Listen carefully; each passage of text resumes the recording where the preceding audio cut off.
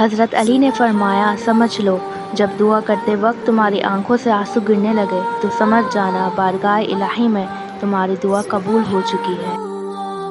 بہت اچھا لگتا ہے تجھ سے مانگنا، اے میرے اللہ ساری زندگی مجھے کسی کا محتاج نہ کرنا۔ اے اللہ تیرے کن کی منتظر میری کچھ دعائیں میرے دل کو بے چین رکھتی ہے تو ان کو قبول فرما۔ اللہ فرماتا ہے، جب کوئی تم پر ظلم کرے تو میرے انتقام پر راضی ہو جاؤ کیونکہ میرا انتقام تمہارے انتقام سے بہتر ہے۔ ہمیں صبر آنے کی دیر ہوتی ہے اور اللہ کا انصاف شروع ہو جاتا ہے۔